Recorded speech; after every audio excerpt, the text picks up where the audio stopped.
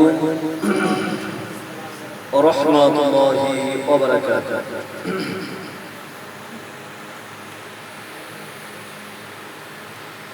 أعوذ بالله من الشيطان الرجيم.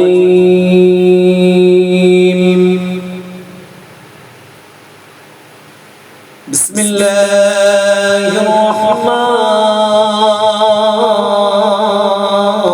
الرحيم.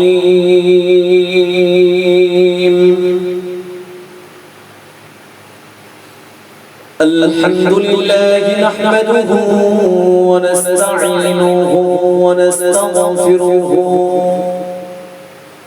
ونعوذ بالله من شرور أنفسنا ومن سيئات أعمالنا. من يهده الله فلا مضل له ومن يضلله فلا هادي له. ونشهد أن لا إله إلا الله وحده لا شريك له. ونشهد أن سيدنا وحبيبنا ومولانا محمدا عبده ورسوله صلى الله تعالى عليه وسلم. أرسل بالحق بشيرا ونذيرا وداعيا إلى الله بإذنه وسراجا منيرا. إن الله وملائكته يصلون على النبي يا أيها الذين آمنوا صلوا عليه وسلموا تسليما. اللهم محمد وعلى آله سيدنا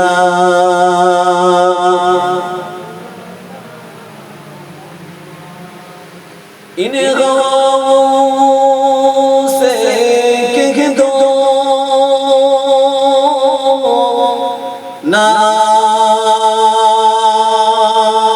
इधर उनकी खुशबू की कोई ज़रूरत नहीं. जिनकी खुशबू से महका सारा जहां खुशबू नबी का पसीने में है. अल्लाहुम्मा सल्ली अला सय्यिदिना मौलाना मुहम्मद वअला आलिहि सय्यिदिना मौलाना मुहम्मद. আমরা যে দরুদ পড়লাম আমরা অনেকেই জানি অনেকেই জানি যে দরুদ যে ব্যক্তি রাসূলের প্রতি পড়ে আল্লাহ পাকের রাসূল সাল্লাল্লাহু তাআলা আলাইহি ওয়াসাল্লাম বলছেন মহব্বতের সঙ্গে যে দরুদ পড়ে এই যে আমরা সবরসানির মজলিস বা দুয়ার মজলিস বা মিলাদুন নবীর জলসায় আমরা যারা হাজির হয়েছে রব্বুল আলামিন কোটি কোটি কোটি কোটি রহমতের ফেরেশতারা তারা तमाम পৃথিবী ঘুরে ঘুরে দেখছে কোথায় আল্লাহ এবং আল্লাহর রাসূলের কথা আলোচনা হচ্ছে, সেই জায়গায় রহমতের ফেরেশতারা ঘিরে আছে। এই যে দরুদ পড়েছি, এই দরুদের আওয়াজ আপনার আমার আওয়াজ রাসূল করিম সাল্লাল্লাহু তাআলা আলাইহি ওয়াসাল্লামের রওজা মুবারাকে আপনার কণ্ঠের আওয়াজ পৌঁছানো হবে। জোরে বলুন সুবহানাল্লাহ।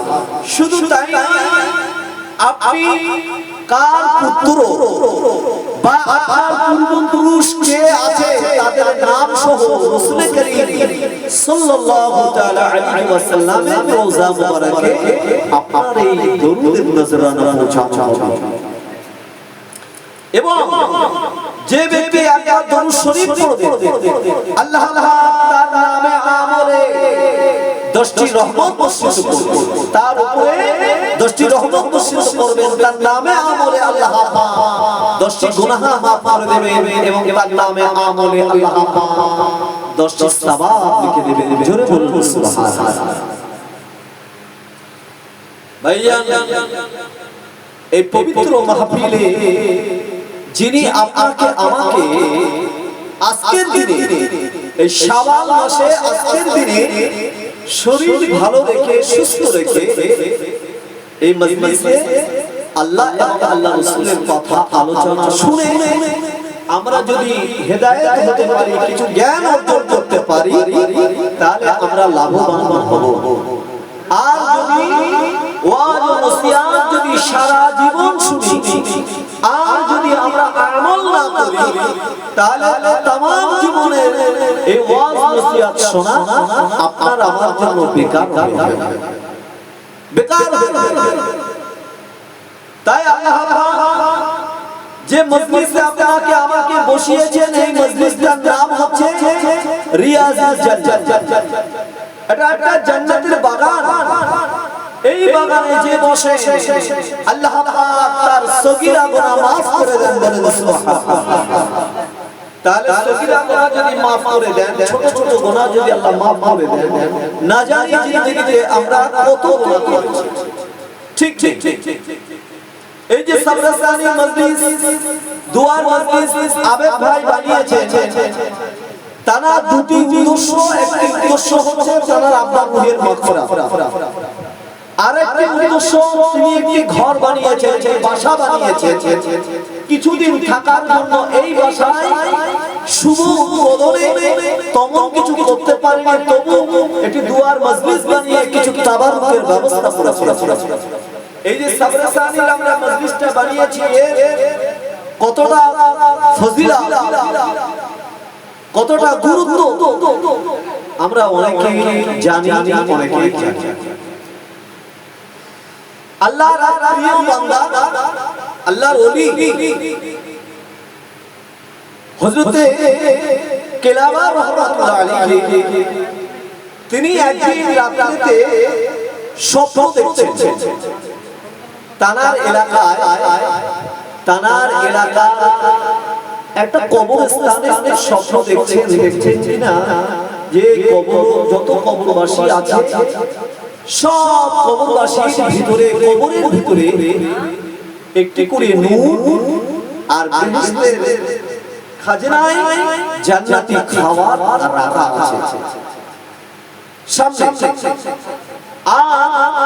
তার এলাকার প্রতিবেশী তাদের ইমান দেখছেন, তাদের সামনে অন্ধকার এবং কোনো নূর নেই, কোনো খাবার। হযরতে কেলাবা রাহমাতুল্লাহ আলাইহি সেই প্রতিবেশীর কাছে জিজ্ঞাসা করলেন, ভাই তোমার আজকে এই পরিস্থিতি কেন?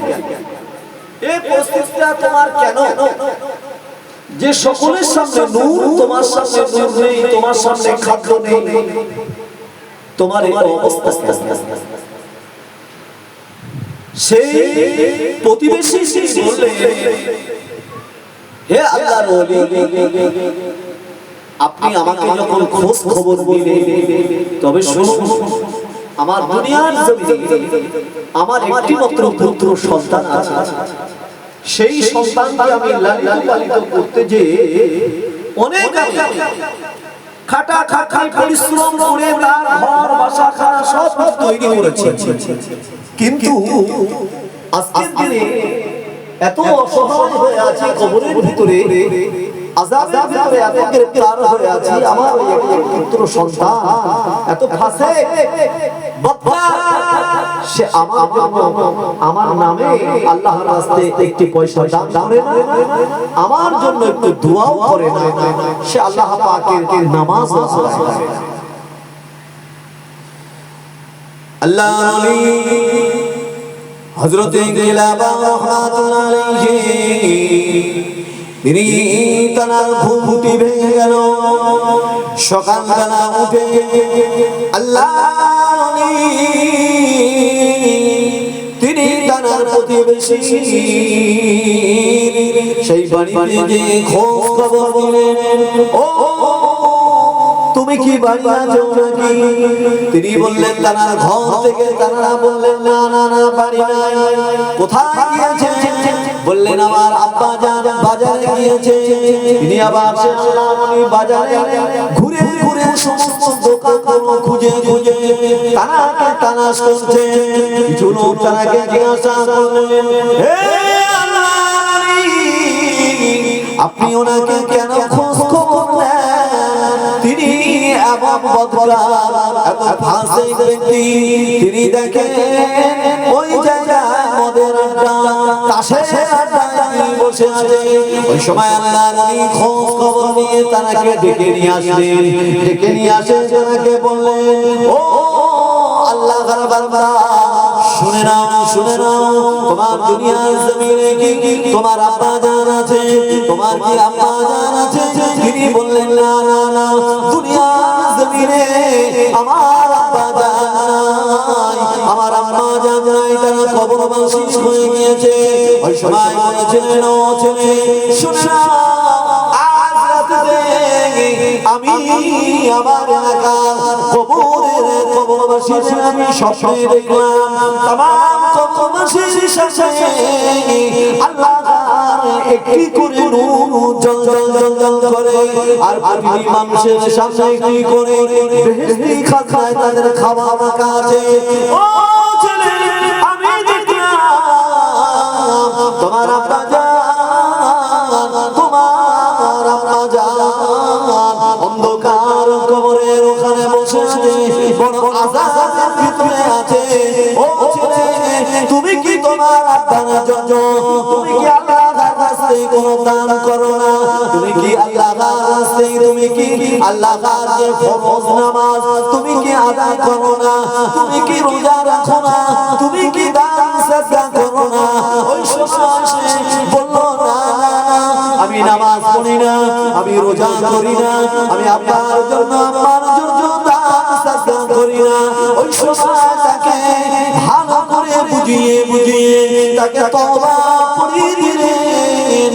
দেওয়ার পরে তিনি ওয়াদা করলেন, হে আল্লাহর নবী, আজ থেকে আপনার হাতে হাত দিয়ে আমি তওবা করে দিলাম, আমি কোনদিনের জন্য নামাজ কাজা করব না, কোনদিনের জন্য আমি রোজা ছাড়ব না, আর কোনদিনের জন্য আমার জন্য দোয়া যে করি না, আর কোনদিনের জন্য আমি দোয়া বাদ দেব না।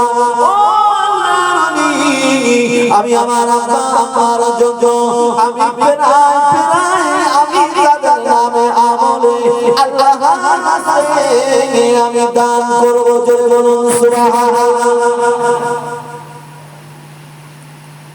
আবার কিছুদিন পরে আল্লাহ নবী তার কাছ থেকে চলে আসলেন। আসার পরে কিছুদিন পরে আবার আসে আল্লাহ নবী, আবার নবীর রাতে স্বপ্ন দেখলেন, নিজের এলাকার কবরবাসীর স্বপ্ন দেখলেন। স্বপ্নে দেখেন তামাম কবরবাসীর সাথে একটি করে নূর আর সেই খাজনায় তাদের খাওয়া রাখা আছে। এমন সময় তার প্রতিবেশী তারা ওই আব্বা আম্মার দিকে খেয়াল করলেন, দেখলেন তাদের সামনে কি করে নূর বেহেশতি খাবার তাদের সামনে রাখা যে ওই সময় আল্লাহ নবীকে দেখে তারা চিনতে পারলেন, চিনতে পেরে বললেন, ও আল্লাহ নবী, আপনি যে অসুস্থকে দাওয়াই দিয়েছেন আমার ছেলেকে, আপনি যে দিন থেকে আমার ছেলেকে দাওয়াই দিয়েছেন সেই দিন থেকে আমাদের কবরের আযাব আল্লাহ মাফ করে দিয়েছেন। বলেন সুবহানাল্লাহ। আর সেই দিন থেকে আমাদের কবরের ভিতরে আল্লাহ জান্নাতি খাবার ও নূরের ব্যবস্থা করেছে। বলেন সুবহানাল্লাহ। তাহলে আব্বা চলে গিয়েছে, আম্মা চলে গিয়েছে, ছেলে নামাজ পড়ে না, রোজা করে না, দান সাদকা করে না, তবে তাদের আব্বা আম্মার কবরের ভিতরে কি অবস্থা?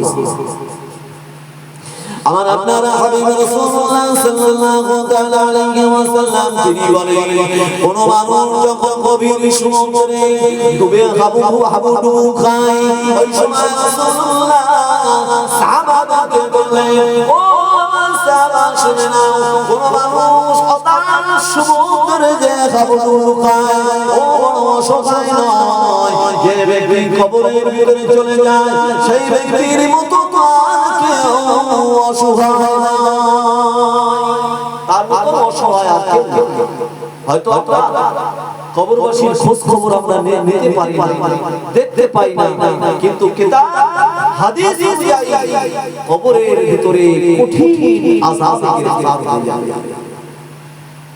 আল্লাহ পাক কোরআনে পাকের ভিতরে ঘোষণা করেছেন, সানুআতিবুহুম মাররাতাইন, আমার দুটি আযাব, একটি হলো কবরে আযাব, আরেকটি হলো আমার জাহান্নামে আযাব। দুটি আযাব অবশ্যই হবে। প্রতিটা মানুষের দুই জায়গায় আযাব হবে, একটি হলো কবরে আযাব আর একটা হলো জাহান্নামে আযাব। রাসূলুল্লাহ সাল্লাল্লাহু তাআলা আলাইহি ওয়াসাল্লাম এক আনসারী সাহাবা ইন্তেকাল হয়ে গেছে, তার জানাজার জন্য বসে আছেন। এমন সময় রাসূলুল্লাহ খুব আদবের সঙ্গে বসে আছেন। বসে থাকার পরে তিনি একটা লাঠি দিয়ে মাটিতে এরকম দাগ কাটছেন, দাগ কাটছেন। সাহাবারা রাসূলুল্লাহ সাল্লাল্লাহু আলাইহি ওয়াসাল্লামের এই চিন্তিত অবস্থায় দেখে জিজ্ঞাসা করলেন, ইয়া রাসূলুল্লাহ, আপনি এতক্ষণ চিন্তিত? রাসূলুল্লাহ সাল্লাল্লাহু তাআলা আলাইহি ওয়াসাল্লাম বললেন, শোনো, এই কবর প্রথম মঞ্জিল, এই কবরটা হলো প্রথম মঞ্জিল। যা কবরে ছাড় হয়ে যাবে তার সমস্ত মঞ্জিলগুলো আল্লাহ পাক আসান করে দেবেন। বলেন সুবহানাল্লাহ। তাহলে কবরের জন্য আপনি আমি জাহান্নামের জন্য এই যে ভয়, এই ভয় অবশ্যই আল্লাহ পাক বলেছেন, আল্লাহ পাক কোরআনে বলেছেন, ইয়া আইয়ুহাল্লাযীনা আমানু তাকুল্লাহ হাক্কা তুকাতিহি ওয়া লা তামুতুন্না ইল্লা ওয়া আনতুম মুসলিমুন।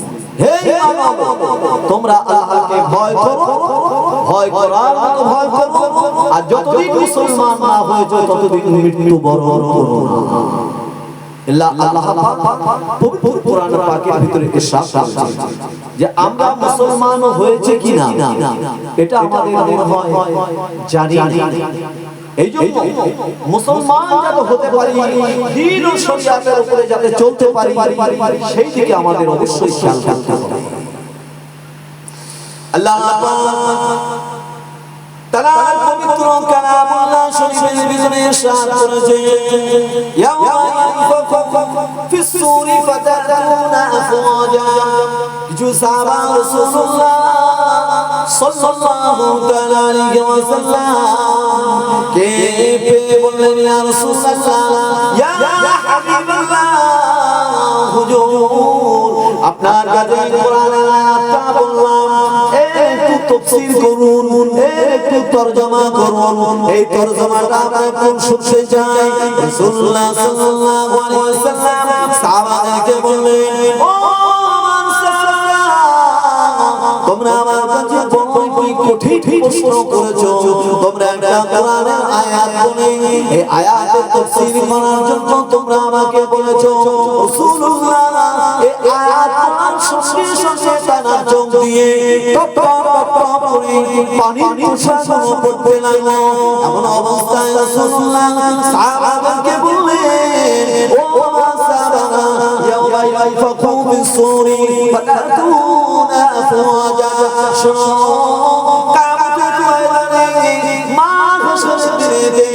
আল্লাহ পাকের যে ফেরেশতা ইসরাফিল আলাইহিস সালাম প্রথম সিংহায় ফুঁক দেবেন, প্রথম সিংহায় ফুঁক দেবেন, ফুঁক দেওয়ার সঙ্গে সঙ্গে আল্লাহ পাক কিয়ামতের প্রথম সিংহায় ফুঁক দিলে সর্বপ্রথম তোমার হাবিব রাসূলুল্লাহ সাল্লাল্লাহু আলাইহি ওয়াসাল্লামকে কবর থেকে আল্লাহ পাক উঠাবে। প্রথম সিংহায় ফুঁক দিলে রাসূলুল্লাহ সাল্লাল্লাহু তাআলা আলাইহি ওয়াসাল্লাম কবর ফেটে উঠবে। তারপরে আবু বকর সিদ্দিক রাদিয়াল্লাহু আনহু, তারপরে আমিরুল মুমিনিন ওমর ফারুক রাদিয়াল্লাহু আনহু, আল্লাহ রাসূল দৌড়ে চলে যাবেন জান্নাতুল বাকিতে। জান্নাতুল বাকিতে যত কবরবাসী আছে সকলকে একত্রিত করবে। আবার রাসূলুল্লাহ সাল্লাল্লাহু তাআলা আলাইহি ওয়াসাল্লাম ইন্তজার করবেন মক্কাবাসীদের জন্য। মক্কাবাসীরা সকলে একত্রিত হবেন হাশরের ময়দানে। আবার হারামাইনের যত হারামাইনবাসী যারা মক্কার আশপাশে যারা আছে তাদের জন্য রাসূলুল্লাহ অপেক্ষা করবেন, তাদেরকে একত্রিত করবেন এক জায়গায় হাশরের ময়দানে। প্রথম সিংহায় ফুঁক দিলে সব একত্রিত হবে। আল্লাহ রাসূল সাল্লাল্লাহু তাআলা আলাইহি ওয়াসাল্লাম তিনি বললেন, ইসরাফিল আলাইহি ওয়াসাল্লাম দ্বিতীয়বার সিংহায় ফুঁক দিলে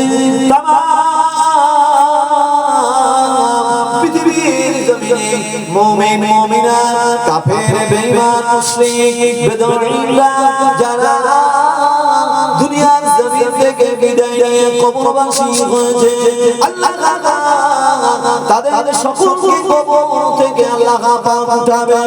অনেকেই প্রশ্ন করেন যাদেরকে পুড়িয়ে দেওয়া হয়েছে, যাদেরকে পুড়িয়ে দেওয়া হয়েছে, যাদেরকে প্রাণী খেয়েছে, কারো বা সাগরে ভাসিয়ে দেওয়া হয়েছে, তাদের জন্য কিয়ামতের ময়দানে মাহশরের দিনে আল্লাহ পাক কেমন করে উঠাবে। আল্লাহ পাক কুরআন পাকের ভিতরে তিনি ঘোষণা করলেন, কামা বাদানা আউওয়ালা খালকিন নুঈদু, আমি আল্লাহ তোমাদেরকে যেমন প্রথমবার সৃষ্টি করেছি তেমনি ভাবে তোমাদেরকে আবার পুনরায় আমি আল্লাহ সৃষ্টি করব। আমার জন্য আল্লাহ বললেন এটা আমার জন্য সহজ হয়ে যাবে। আমরা অনেকেই বলছি যে যারা পুড়িয়ে একদম সারসার করে দিয়েছে তাদেরকে পুনরায় কিনে ওঠানো হবে, এটা অসম্ভব।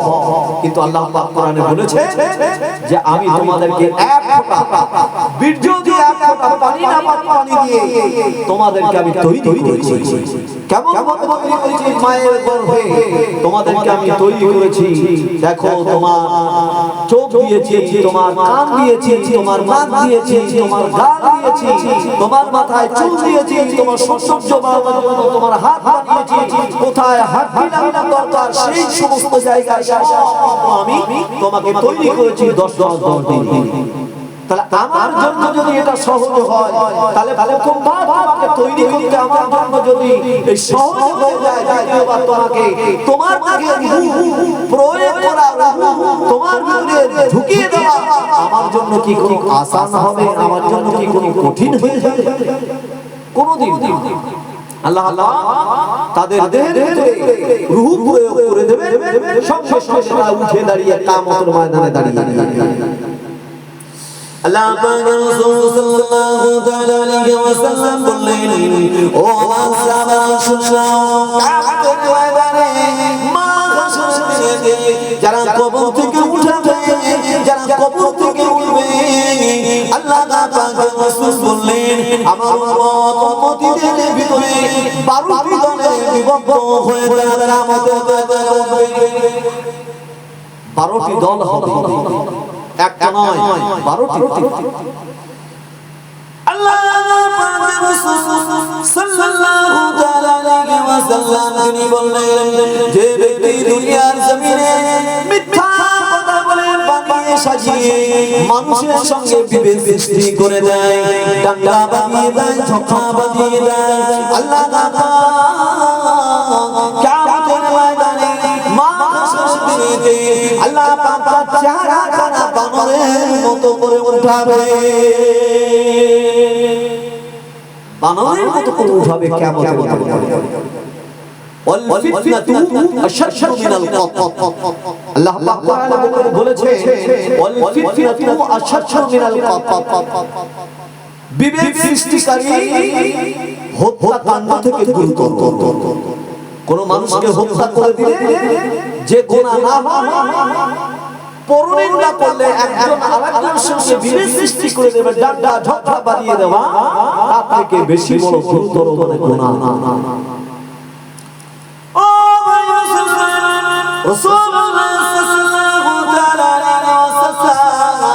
তিনি বললেন আরাকাল কিয়ামতের ময়দানে মাহশরের দিনে শুকরের মতো হয়ে উঠবে। তারা দুনিয়ার জমিনে সুদ খেত, তারা দুনিয়ার জমিনে হারাম সম্পদ করত। ও ভাই মুসলমান, কিয়ামতের ময়দানে মাহশরের দিনে তারা চেহারা হাসরের ময়দানে উঠে দাঁড়াবে শুকরের মতো। ও ভাই মুসলমান শুনে নিন, আরাকাল কিয়ামতের ময়দানে মাহশরের দিনে রাসূলুল্লাহ সাল্লাল্লাহু তাআলা আলাইহি ওয়াসাল্লাম তিনি বললেন আমার একদল আলেম এবং মুফতিরা তারা অর্থের লোভে মাসাইল যারা ফতোয়া দান করবে, মিথ্যাকে সত্য বলে দেবে, কিয়ামতের ময়দানে মাহশরের দিনে আমার আল্লাহ তাআলাকে হাসরের ময়দানে অন্ধ করে উঠাবে। আল্লাহ পাক পবিত্র কোরআন পাকের ভিতরে ঘোষণা করেছেন ওয়াইদা হাকামতুম বাইনান নাস আন তাহকুমু বিল আদল। আল্লাহ পাক কোরআন পাকের ভিতরে বলেছেন তোমরা একে অপরের যখন কোনো বিচার করবে, তোমরা ন্যায় পরায়ণের সহিত তোমরা বিচারটা করো। ওই বলে ওর দিকে টেনে তুমি বিচারটা করো না, ওই গরিব বলে ও সঠিক বিচারটা তুমি বুঝিয়ে দাও না। তুমি যদি বিচারটা সঠিক না করো, কিয়ামতের ময়দানে মাহশরের দিনে তোমার বড় কঠিন আযাবে তোমাকে গ্রেফতার করবে। তোমার বিচার হিসাবে তোমার হাসরের ময়দানে আল্লাহর দরবারে বড় জবাবদিহি করতে হবে। আর সময় আল্লাহ পাক তার রাসূল সাল্লাল্লাহু তাআলা আলাইহি ওয়াসাল্লাম বলেছেন কোন ব্যক্তি নিজের অহংকার যদি করে, নিজের লেখাপড়ার যদি অহংকার করে, শিক্ষার অহংকার করে, নিজের অর্থের অহংকার করে, আমি বড় এই হচ্ছে গরিবকে কোনো দাম দেয় না, এই অহংকার যদি কোনো ব্যক্তি করে নাই, আল্লাহ পাক কোরআন পাকের ভিতরে তিনি ঘোষণা করেছেন ইন্নাল্লাহা লা ইয়াহবু মান কানা মুখতারান ফাখুরা। ওই ব্যক্তিকে অহংকারকারীকে আমি আল্লাহ ভালোবাসি না, অহংকারকারীকে আমি আল্লাহ ভালোবাসি না। কিয়ামতের ময়দানে মাহশরের দিনে আল্লাহ পাক ওই ব্যক্তিদেরকে বধির এবং বোবা করে তুলবে, বধির এবং বোবা করে তুলবে। আবার আল্লাহ পাকের রাসূল সাল্লাল্লাহু তাআলা আলাইহি ওয়াসাল্লাম সাহাবাদেরকে বললেন ও মা সাহাবারা শুনে নাও, কোন ব্যক্তি নিজে কোন আলেম ব্যক্তি নিজে কাউকে আমল করার কথা বলে আর নিজে আমল করে না, ওই ব্যক্তি কিয়ামতের ময়দানে আল্লাহ পাক তার জীবনটা আগুনের কাছে দিয়ে তার কেটে নেবে। আতামুনা বিল বিররি ওয়া তানসাউনা তুমি লোককে তুমি সব কাজের কথা বলো, কিন্তু তুমি গোপনে গোপনে তুমি অসৎ করো, গোপনে গোপনে তুমি অন্যায় কাজ করো। কিয়ামতের ময়দানে মাহশরের দিনে তোমার জীবনটা আল্লাহ তাআলা আগুনের কাছে দিয়ে তোমার কর্তন করবে এবং তোমার মুখ দিয়ে পুজ রক্ত কিয়ামতের ময়দানে বার হবে। তাহলে নিজে আমল করতে হবে, অপরকে আমলের কথা বলতে হবে।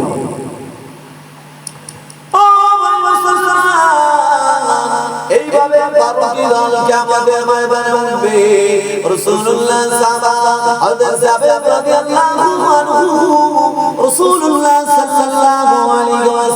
হয়ে বলমত তিনি বলেন রাসূল করিম সাল্লাল্লাহু তাআলা আলাইহি ওয়াসাল্লামের একজন সাহাবা ছিল সেই সাহাবাটার নাম হচ্ছে সাদ ইবনে মুআয রাদিয়াল্লাহু আনহু বড় বুজুর্গ সাহাবা ছিলেন ওই সাহাবা ইন্তেকাল হয়ে গেল রাসূলুল্লাহ সাল্লাল্লাহু তাআলা আলাইহি ওয়াসাল্লাম তিনি কবরে আযাব কার হবে আর কার হবে না এই মানে রাসূলুল্লাহ সাল্লাল্লাহু আলাইহি ওয়াসাল্লাম হযরত সাদ ইবনে মুআয জানাজার নামাজ আদায় করার পরে তাকে দাফন করে দিলেন তার কবরের উপরে মাটি চাপা দিয়ে দিলেন মিনহা খলাকনাকুম ওয়া ফিহা নুঈদুকুম ওয়া মিনহা নুখরিজুকুম তারাতান উখরা আমরা এই দোয়া পড়ে তার কবরের উপরে মাটি চাপা দেই তোমাকে মাটি থেকে সৃষ্টি করা হয়েছে আবার পুনরায় তোমাকে মাটিতে দাফন করা হলো আবার পুনরায় তোমাকে মাটি থেকে উঠানো হবে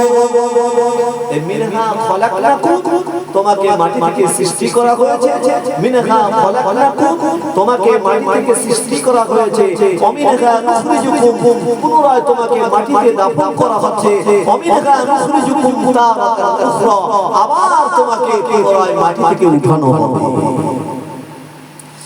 আল্লাহ রাসূল হযরত সাদ ইবনে মুআয কবরের উপরে দাঁড়িয়ে কবরের পাশে দাঁড়িয়ে তিনি তাসবিহ পড়ছেন এমত অবস্থায় রাসূলুল্লাহ সাল্লাল্লাহু আলাইহি ওয়াসাল্লামের শরীর থেকে ঘাম দদ্দার করে বার হতে লাগলো এমত অবস্থায় কিছুক্ষণ পরে রাসূলুল্লাহ সাল্লাল্লাহু আলাইহি ওয়াসাল্লাম তার সঙ্গে জামাত সাহাবা তাসবিহ পড়তে লাগলেন আর রাসূলুল্লাহ কিছুক্ষণ পরে তাকবীর বলে উঠলেন तमाम সাহাবা তাকবীর বললেন ওই সময় এক সাহাবা জিজ্ঞাসা করলেন ইয়া রাসূলুল্লাহ ইয়া হাবিবাল্লাহ হুজুর আপনি সাদ ইবনে মুআয কবরের সামনে দাঁড়িয়ে আপনি যে তাসবিহ পড়তে আপনি কেন তাসবিহ পড়লেন আপনার শরীর দিয়ে দদ্দার করে কেন ঘাম বার হয় ওই সময় রাসূলুল্লাহ সাল্লাল্লাহু আলাইহি ওয়াসাল্লাম বলেছিলেন ও এই সাদ ইবনে মুআযের কবরের ভিতরে রাখা মাত্রই কবরটা এত সংকীর্ণ হয়ে যাচ্ছিল আমি নিজে দাঁড়িয়ে দেখে আমি আল্লাহ পাকের কাছে তার জন্য দোয়া করছিলাম আর তাসবিহ করছিলাম আল্লাহ পাক আমার দোয়ার বরকতে তার কবরটা পুরো শাস্ত করে দিলেন ওই সময় আমি তাকবীর বলে উঠলাম ওই সময় রাসূলুল্লাহ সাহাবাদেরকে বললেন ও আমার সাহাবারা শুনে নাও কেউ যদি কবরের আযাব থেকে যদি মাফ পেত কেউ যদি কবরের আযাব থেকে নাজাত পেত তবে সাদ ইবনে মুআয তার জন্য কবরের আযাব আল্লাহ মাফ করে দিতেন কেননা শুনো সাদ ইবনে মুআয ইন্তেকাল করে তার জানাজা নামাজ পড়ার জন্য আল্লাহ পাকের 70,000 রহমতের ফেরেশতারা দুনিয়ার জমিনে নেমে এসেছিল আমি রাসূলুল্লাহ সাল্লাল্লাহু আলাইহি ওয়াসাল্লাম এই সাহাবা এত সাহাবা এসে এদের সম্মানের খাতিরে আমি বুড়ি আঙ্গুলের উপরে ভাত দিয়ে সাদ ইবনে মুআযের জানাজার নামাজ আদায় করেছিলাম ও আমার সাহাবারা তোমাদের জন্য আমাদের তাদের জন্য সকলের জন্য কবরে আযাব হবে সাহাবা চিন্তিত হয়ে গেলেন ইয়া রাসূলুল্লাহ ইয়া হাবিবাল্লাহ হুজুর তাহলে আমাদের উপায় কি হবে আল্লাহ পাকের রাসূল ওই সময় কোরআনের আয়াতটা বললেন সানুআযিবুহু মারাতাইন কবরে আযাব একটি আর জাহান্নামে আযাব একটি অবশ্যই এই আযাবটা হবে সাহাবারা বললেন ইয়া রাসূলুল্লাহ তাহলে আমাদের কি কবরে আযাব হবে রাসূলুল্লাহ সাল্লাল্লাহু তাআলা আলাইহি ওয়াসাল্লাম তিনি বললেন শোনো কবরে রাখা মাত্রই এমন ভাবে আযাব হবে একটা ডিম আর দুটো পাথর ডিমটা যদি পাথরের উপরে রেখে আর পাথর দিয়ে যদি ডিমের উপরে মারা হয় তাহলে যেরকম ভাবে পিষে যায় কোন মানুষকে কবরের ভিতরে রাখা মাত্রই তার হাড় হাড্ডি বুকের খাঁচা চূর্ণ বিচূর্ণ হয়ে যায় কবরে আযাবের ভয় করবেন না অবশ্যই ভয় করতে হবে। ওই সময় রাসূলুল্লাহ সাল্লাল্লাহু আলাইহি ওয়াসাল্লাম বললেন,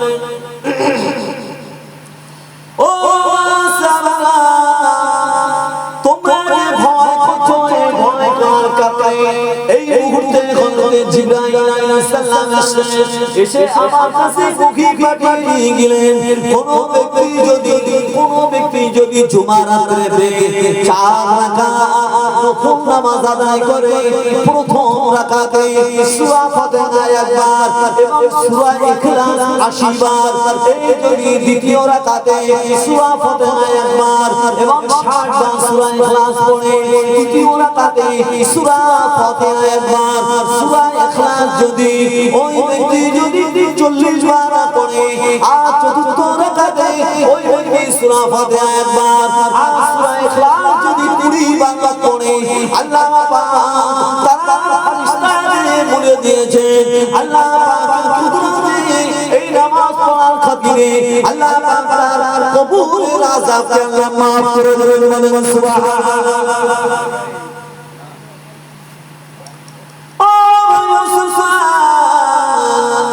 শুনে নিন, হযরত রাসূল কারীম সাল্লাল্লাহু আলাইহি ওয়াসাল্লামের বিবি খাদিজা কুবরা রাদিয়াল্লাহু তাআলা আনহা, তার বড় বিবি, তিনি বললেন, ইয়া রাসূলুল্লাহ, ইয়া হাবিবাল্লাহ, হুজুর আমার কবরে বড় ভয় হয়, ইয়া রাসূলুল্লাহ আমার ইন্তেকাল হয়ে গেলে আপনার কাছে একটি দাবি, ইয়া রাসূলুল্লাহ আপনার মাথার যে জুব্বাটা আছে, এই জুব্বা দিয়ে আপনি আমাকে একটু কাফন করবেন।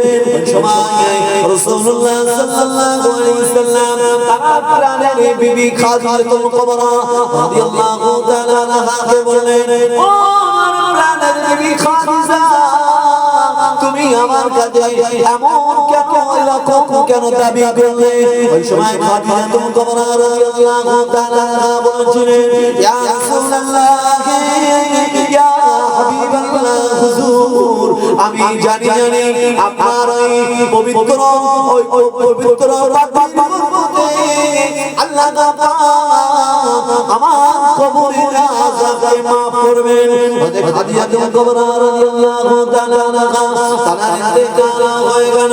রাসূল কারীম সাল্লাল্লাহু আলাইহি ওয়াসাল্লামের ওই জুব্বা মুবারক কানা, তার পাগড়ি মুবারক কানা দিয়ে রাসূলুল্লাহ তাআলা কাফন করে দিলেন। তার কবরের ভিতরে রাখা মাত্রই ওই সময় রাসূল কারীম সাল্লাল্লাহু আলাইহি ওয়াসাল্লাম তিনি তার কবরের উপরে শুয়ে পড়লেন। কবরের উপরে শুয়ে পড়লেন খাদিজাতুল কুবরা রাদিয়াল্লাহু তাআলা আনহা। দেখছেন সাহাবারা সামনে দাঁড়িয়ে আছে, রাসূলুল্লাহ দাঁড়িয়ে দদ্দার করে ঘাম পার লাগলেন। আল্লাহ রাসূল সাল্লাল্লাহু তাআলা আলাইহি ওয়াসাল্লাম তিনি আল্লাহ পাকের কাছে দোয়া করলেন আর কবরটা ঠেলে ধরে রাখলেন, যাতে করে কবরটা এপাশ থেকে ওপাশে না এসে খাদিজাতুল কুবরাকে যেন কবরে আযাব না দিতে পারে।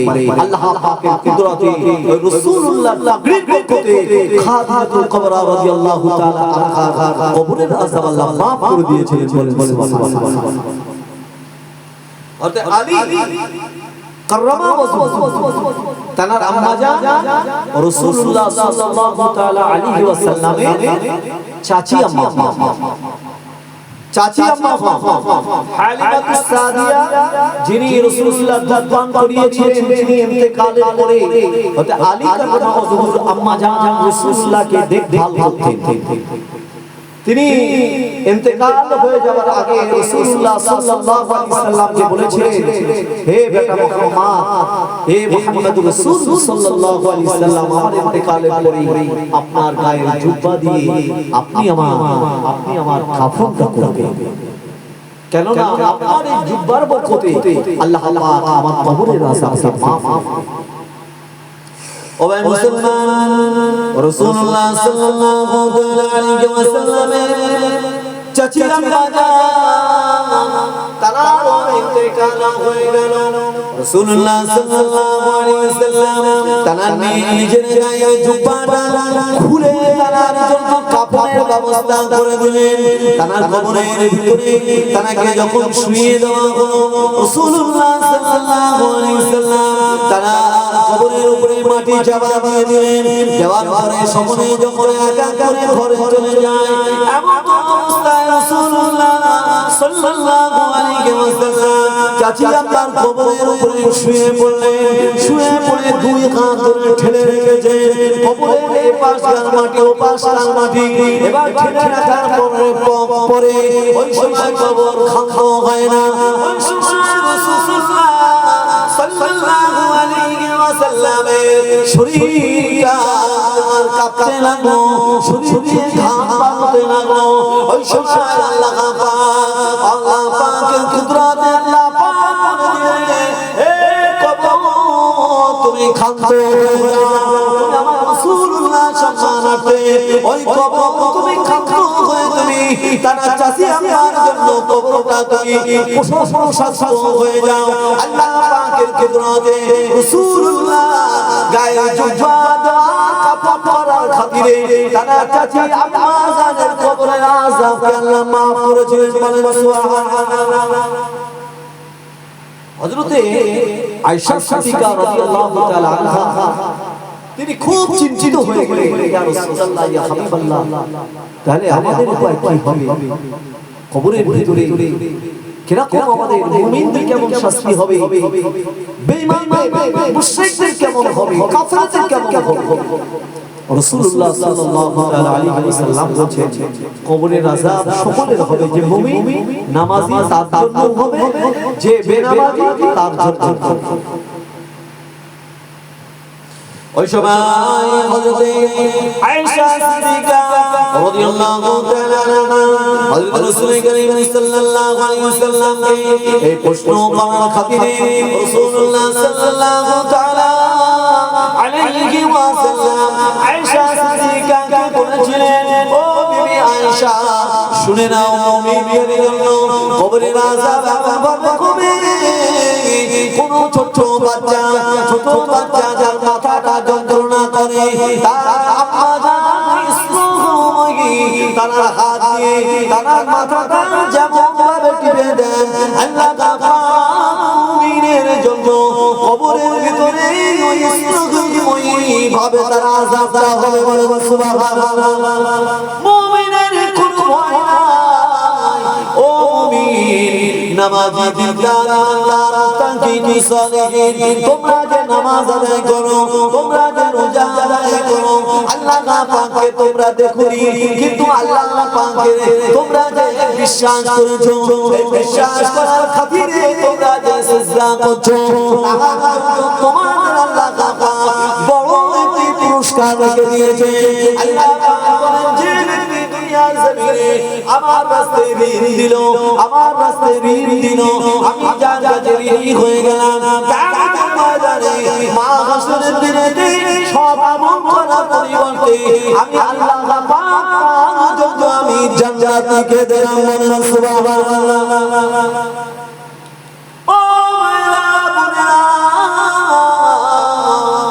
শুনে নিন, আপনি পর্দা করেন না, আল্লাহ তাআলার কোরআনের ফরজ আপনি আদায় করেন না।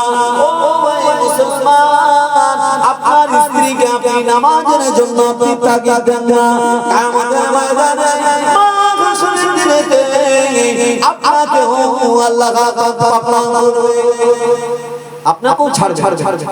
কেননা আপনি আপনার স্ত্রীকে নামাজের জন্য বলেন, আপনার সন্তানকে আপনি নামাজের জন্য বলেন।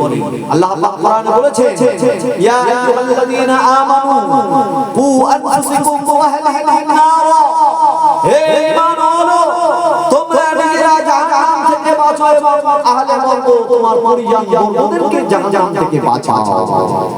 আমরা কত বাঁচাতে পারি? সৎ কাজের আদেশ, অসৎ কাজের নিষেধ করতে বলে। কজন বলেছে নিজেই নামাজ পড়ি, নিজেই রোজা করি, কাউকে আমরা বলি না, কিন্তু আল্লাহ কোরআনে বলেছে তোমরা সৎ কাজের আদেশ করো, অসৎ কাজ থেকে নিষেধ করো মানুষকে। যদি নিষেধ না করো তোমরাও কিয়ামতের ময়দানে তোমাদেরকে পাকড়াও। ও ভাই মুসলমান শুনুন, রাসূলুল্লাহ সাল্লাল্লাহু তাআলা আলাইহি ওয়াসাল্লাম তিনি বললেন, ও আমার সাহাবা শুনো, কিয়ামতের ময়দানে মাহশরের দিনে আল্লাহ পাক ওই হাসরের ময়দানে একটি পুল বানাবে। সেই পুলটার নাম দিয়েছেন আল্লাহ পাকের রাসূল সাল্লাল্লাহু আলাইহি ওয়াসাল্লাম বলেছেন এটা হলো পুল সিরাত। একটি ব্রিজ বানাবে, সেই ব্রিজটার নাম হলো পুল সিরাত। চুল অপেক্ষা সূক্ষ্ম এবং খুর অপেক্ষা ধার, এত আল্লাহ পাকের রাসূল সাল্লাল্লাহু আলাইহি ওয়াসাল্লাম তিনি বললেন, কিয়ামতের ময়দানে মাহশরের দিনে এই পুল সিরাতের রাস্তা দিয়ে সকলকে পার করবেন। কেউ পুল সিরাতে পার হতে হতে তারা জাহান্নাম তলায় জাহান্নাম থাকবে, জাহান্নামের ভিতরে পড়ে যাবে। রাসূলুল্লাহ সাল্লাল্লাহু আলাইহি ওয়াসাল্লাম তিনি বললেন, এই পুল সিরাতে পার হতে সময় লাগবে 30,000 বছর। 30,000 বছর লাগবে পুল সিরাত পার হতে।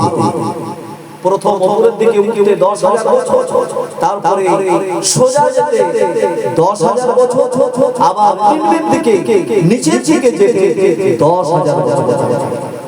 10,000 বছর লাগবে। চিন্তা করে দেখেছেন অতদিনের সময়?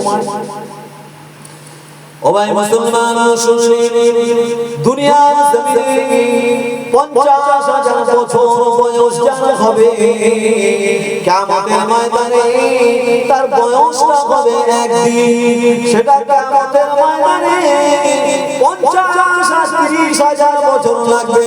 ও মুসলমান যারা ঈমানদার মুমিন, আল্লাহ পাক কিয়ামতের ময়দানে মাহশরের দিনে এই পুল সিরাত পার হওয়ার জন্য আল্লাহ পাক ওই নামাজি মুত্তাকিদের জন্য দুটো করে লাইটের ব্যবস্থা করবেন। একটি তাদের সামনের দিকে লাইটটা থাকবে, আর একটি হচ্ছে পায়ের দিকে লাইটটা থাকবে।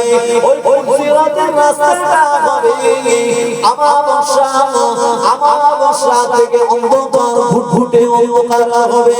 আল্লাহ রাসূল সাল্লাল্লাহু আলাইহি ওয়াসাল্লাম তিনি বললেন, নিজের পাকে দেখতে পাবে না, নিজের হাতটাকে দেখতে পাবে না। সকলে ওই পুল সিরাতের রাস্তা দিয়ে পার হওয়ার জন্য একে একে যখন লাইন দেবে, মুমিনদের জন্য দুটি করে লাইটের ব্যবস্থা করবে, দুটি করে নূরের ব্যবস্থা করবে। একটি হলো তার সামনে নূর, আর একটি হলো তার পায়ের কাছে নূর। ও যখন ওই পুল সিরাতের রাস্তা পার হওয়ার জন্য মুমিনরা হেঁটে হেঁটে যাবে, তার পিছে পিছে তার আর বেঈমান কাফেররা তার আলো ধরে তার সামনের দিকে যেতে যাবে। কিন্তু এত দ্রুত গতিতে মুমিন বান্দা চলে যাবে, চোখ দিক থেকে তাকে হাঁকা দিয়ে বলবে, ও ভাই, তোমাকে দুনিয়ার জমিনে তোমার সঙ্গে আমার বড় বন্ধুত্ব ছিল, বড় তোমার সঙ্গে আমার খাতির ছিল, কিন্তু তুমি আজকের দিন তোমার আলোটা নিয়ে আমার জন্য একটু তুমি দাঁড়িয়ে যাও। ওই সময় ওই মুমিন ভাই বলবে, আমরা যেখান থেকে নূর নিয়ে এসেছি, যেখান থেকে আমরা আলো নিয়ে এসেছি, ওই জায়গা তোমরা আলোটা নিয়ে আসো। আমাদের যাবার সময় তারা টানা বেরিয়ে যাবে। ওই সময় ওই ব্যক্তি অন্ধকারের ভিতরে পড়ে যাবে, চোখ দিকে তাকাতে পারবে না, ডাইনের দিকে তাকাতে পারবে না, বায়ের দিকে তাকাতে পারবে না, সামনের দিকে তাকাতে পারবে না। অন্ধকারের ভিতরে জাহান্নামের ভিতরে নিক্ষেপ হয়ে যাবে। শুনে নিন, যাদের অল্প ঈমান আছে, আল্লাহ মুমিন বান্দা তার জন্য একটি করে আল্লাহ পাক নূর দেবেন। তিনি আস্তে আস্তে আস্তে আস্তে পুল সিরাত পার হওয়ার জন্য তার যতটা সময় লাগবে, কষ্ট হবে, তার জন্য আল্লাহ হিসাব আল্লাহ পাকের জান্নাতের ভিতরে দাখিল করে দেবেন বলেন সুবহানাল্লাহ। কেউ কেউ বলছেন সাহাবারা ইয়া রাসূলুল্লাহ ইয়া হাবিবাল্লাহ এই পুলসিরাতের রাস্তাটা 30,000 বছর করেছে, এটা মুমিনদের জন্য বড় কষ্টকর, এত খুব কষ্ট, এত দীর্ঘ রাস্তা করেছে, এত সময়ের রাস্তা করলো কেন ইয়া রাসূলুল্লাহ? আল্লাহ রাসূল সাল্লাল্লাহু তাআলা আলাইহি ওয়াসাল্লাম বললেন, ও শুনে না শুনে না আমার উম্মত উম্মতিরা, আমার উম্মতিরা যারা দুনিয়ার জমিনে কুরবানি দিয়েছিল, যারা দুনিয়ার জমিনে কুরবানি দিয়েছিল, হৃষ্ট-পুষ্ট গরু কুরবানি দিয়েছিল, সুন্দরভাবে আল্লাহর সন্তুষ্টির উদ্দেশ্যে কুরবানি দিয়েছিল, কিয়ামতের ময়দানে পুলসিরাতে যাওয়ার জন্য আল্লাহ পাক তাদের জন্য একটা সওয়াল করে দেবেন। জোরে জোরে সুবহানাল্লাহ। এই জন্য আপনাকে আমি বলি, আপনি যখন কুরবানি করবেন, আপনি আল্লাহর সন্তুষ্টির উদ্দেশ্যে হবে, আপনি গরুর গোশত খাওয়ার জন্য, এই মাংস খাওয়ার জন্য যেন আপনি কুরবানি করবেন না, তাহলে কিন্তু আপনার কুরবানি আল্লাহ পাকের দরবারে কবুল হবে না। মুসলমান, আপনি যদি ওই কুরবানি আল্লাহর সন্তুষ্টির উদ্দেশ্যে যদি আপনি কুরবানি করেন, কিয়ামতের ময়দানে মাহশরের দিনে আপনার জন্য পুলসিরাতের উপরে আপনার জন্য আপনার পরিবারের জন্য সওয়াল হয়ে ওই বিদ্যুতের গতি মুমিনদেরকে আল্লাহ পাক পুলসিরাত পার করে আল্লাহর জান্নাতে পৌঁছে দেবেন বলে সুবহানাল্লাহ।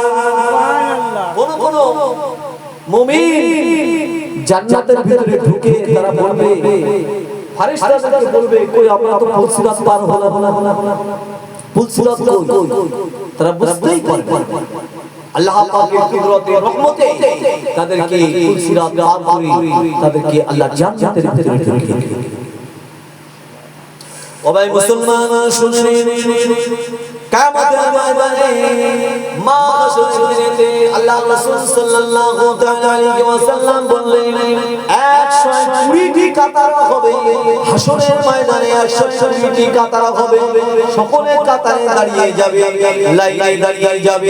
কিন্তু শুনে নাও, ওই সময় সাহাবারা বলেছিলেন, ইয়া রাসূলুল্লাহ ইয়া হাবিবাল্লাহ, 120টি কাতার হবে, তার ভিতরে আপনার উম্মতিরা কত কাতারে থাকবে?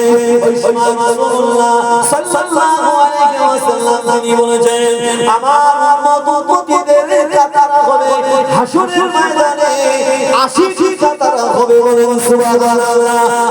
আর 40টি কাতার বাকি নবী ওয়ালাদের উম্মতিদের হবে। তাহলে 120টি কাতার, তার ভিতরে রাসূলুল্লাহ উম্মতি গণের কাতার হবে 80টি কাতার, আর অন্য নবীদের কাতার হবে মাত্র 40টি কাতার। ও ভাই মুসলমান, শুনুন, হাশরের ময়দানে আপনাকে আমাকে রাসূলুল্লাহ সাল্লাল্লাহু তাআলা আলাইহি ওয়াসাল্লাম তিনি সাহাবাদেরকে বললেন, হাশরের ময়দানে আল্লাহ পাক বিচার করবেন, বিচার করার পরে ও সাহাবারা একদিকে বলবেন, তুমি আল্লাহ পাক বিচার করে বলবেন তুমি জাহান্নামে চলে যাও, তার নামে আমলে 99টি গুনাহ আছে, আর তার নামে আমলে একটি মাত্র নেকি আছে, আর তোমার নামে আমলে 99টি নেকি আছে, একটি মাত্র গুনাহ আছে। এই গুনাহটার জন্য সে কিয়ামতের ময়দানে জান্নাতের ভিতরে যেতে পারে না। আল্লাহ পাকের ওই বান্দাকে আল্লাহ বলবেন, যাও যাও যাও, তুমি দুনিয়ার জমিনে তোমার যে সমস্ত পিতা মাতা আত্মীয় স্বজন ছিল তাদের কাছে চলে যাও, তাদের কাছে নেকি নিয়ে আসো, এই নেকিটা নিয়ে তুমি আমার জান্নাতে যাবে, তোমার 100 নেকি হয়ে গেলে তুমি আমার জান্নাতে যাবে। ওই সময় ওই ব্যক্তি 99টি নেকি নিয়ে হাশরের ময়দানে তার আব্বার কাছে যাবে, আব্বার কাছে গিয়ে বলবে, আব্বা আপনি আমাকে কি নেকি দিন, আপনার আমি প্রিয় কলিজার টুকরা ছিলাম, আপনি আমাকে কি নেকি দিন। ওই আব্বা যা বলবে, না না না, আমি দুনিয়ার জমিনে বিবাহ করব তুমি আমার সন্তান না, তুমি যাও যাও আমার কাছ থেকে চলে যাও। ওই সময় তার আম্মা জানের কাছে যাবে, আম্মা জানের কাছে একটি নেকি চেয়ে নেকির জন্য সেও দেবে না, নেকি থেকে বার করে দেবে। যাও যাও আমার বিবাহ করে তুমি চলে যাও। ওই সময় তার বোন তার ভাই আত্মীয় স্বজনের কাছে যাবে, সকলে তারা একটা নেকিও দেবে না। আল্লাহ পাক কোরআন পাকের ভিতরে ঘোষণা করলেন, ইয়াউমা ইয়াফিরুল মারউ মিন আখিহি ওয়া উম্মিহি ওয়া আবিহি ওয়া সাহিবিহি ওয়া বানিহি। কিয়ামতের ময়দানে তোমার ভাইয়ের কাছে, তোমার মায়ের কাছে, তোমার আত্মীয় স্বজনের কাছে যাবে, কেউ তোমাকে কি নেকি দেবে না, কেউ তোমাকে উপকার করতে পারবে না। ও আমার ভাইজান, ওই সময় যে ব্যক্তির নামে আমলে ৯৯টি গুনাহ ছিল, একটি মাত্র নেকি ছিল, সে তো বুঝছে আমার তো জাহান্নামে আমাকে যেতে হবে, আমার একটি নেকি নিয়ে তো আমার কোনো ফায়দা হবে না। আমার ওই ভাইকে যদি একটি নেকি আমি দান করে দেই, আর এই নেকিটা নিয়েও আল্লাহ পাকের জান্নাতে যেতে পারবে। ওই সময় ওই ব্যক্তিকে ডেকে বললেন, ও ভাই, তুমি তামাম হাসরের ময়দানে ঘুরে এসে আমার কাছে তো একটি নেকি পাওনি, আমি তোমার এই নেকিটা দিয়ে দিলাম। ওই সময় আল্লাহ পাক দেখছেন, দেখা ওই ব্যক্তিকে ডেকে বললেন, হে আমার বান্দা, তুমি এই নেকিটা ওকে দিলে কেন? ওই সময় তিনি বললেন, ও আল্লাহ, আমি তো আপনার ওই বান্দাকে একটি নেকি এই জন্য দিলাম, আমার একটি নেকি মাত্র ৯৯টি গুনাহ আমার জন্য জাহান্নাম হয়ে গিয়েছে, কিন্তু আমি ওই নেকিটা নিয়ে কি করব? ওই নেকিটা আমি দয়া করলাম তাকে, ওই নেকিটা নিয়ে সে যেন আপনার জান্নাতে যেতে পারে। আল্লাহ পাক খুশি হয়ে রাজি ওই ব্যক্তি, দুই ব্যক্তি জীবনের সমস্ত গুনাহ মাফ করে আল্লাহ পাক দুইজনকে আল্লাহ জান্নাতে দান করে দিলেন। বলেন সুবহানাল্লাহ। আল্লাহ পাক বলেন, দুনিয়ার জমিনে মানুষের মনে, तमाम মাখলুকাতের মনে আমার কাছে 100 মায়া, তার ভিতরে একটি মায়া মহব্বত আপনি দুনিয়ার জমিনে সকলের কাছে পাঠিয়েছি, কিন্তু আমার কাছে ৯৯টি মায়া মহব্বত তুমি জানো না। আমার নাম হলো রহমানুর রহিম। কোন ব্যক্তি যদি পাহাড় পরিমাণ যদি গুনাহ করে যায়, আর গুনাহ করার পরে যদি মনে করে আমার গুনাহ আল্লাহ মাফ করবে না, কিন্তু আল্লাহ পাক কোরআনের ভিতরে বলেছেন, লা তাকনাতু মির রাহমাতিল্লাহ, ইন্নাল্লাহা ইয়াগফিরু যুনুবা জামিআ, ইন্নাহু হুয়াল গফুরুর রহিম। আমার রহমত থেকে তোমরা নিরাশ হও না, আমি গফুরুর রহিম, রহমানুর রহিম, তোমার পাহাড় সমান গুনাহ আমি আল্লাহ মাফ করে দেব। বলেন সুবহানাল্লাহ।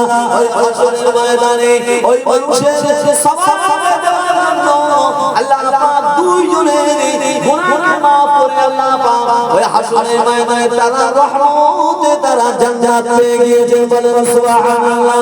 দুরূদ পড়ি, আল্লাহুম্মা সাল্লি আলা সাইয়্যিদিনা মাওলানা মুহাম্মদ ওয়া আলা আলিহি সাইয়্যিদিনা মাওলানা মুহাম্মদ। একদিন তোমারি নাম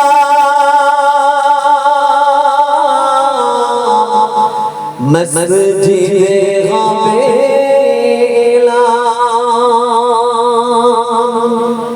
একদিন তোমারি নাম মসজিদে হবে এলান। তৈরি থেকো, তৈরি রেখো, কবরের মাল সামান, একদিন তোমারি নাম মসজিদে হবে এলান। আল্লাহুম্মা সাল্লি আলা